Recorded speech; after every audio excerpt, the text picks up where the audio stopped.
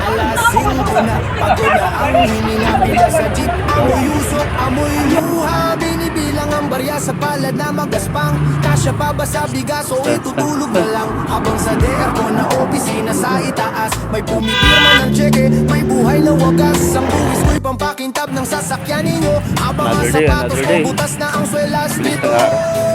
First day na po lang, hindi ano man natin. Butal sa bingit, saktong pangtawid. Sa bawat kurakot nyo kami ang nilitid. Isakto ka isang kahit putungin ang buhay to. Ang tira-tirang barya pinag-aagawan ng milyon-milyo.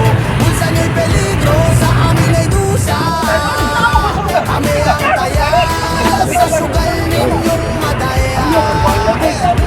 Pensa ng peligro, yan ang biro ng mayaman. Pero sa amin ito ay araw-araw na labanan. Kaltas dito, kaltas doon para sa serbisyo. Pero bakit ang ospital mukhang sementeryo? Ang butal na natira, pambili ng gamot. Habang ang kaban ng bayan dahan-dahang kinukurtot. Huwag na kaming itian sa inyong mga tarpauli ng sigura namin kumakalam. Hindi nyo kayang busugin. Ilang barya pa ba ang kailangang mawala?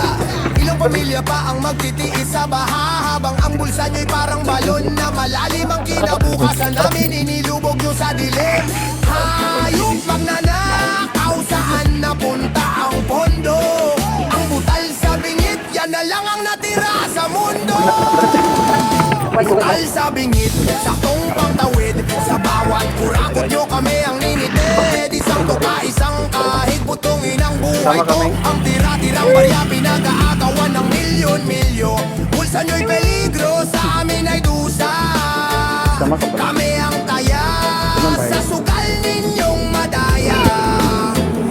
Butal sa bingit, saktong pangtawid. Sa bawat kurakot nyo kami ang ninitid. Isang tuka, isang kahig, putungin ang buhay ko. Ang tira-tirang barya pinag-aagawan ng milyon-milyo. Bulsa nyo'y peligro, sa amin ay dusa. Kami ang taya, sa sugal ninyong madaya.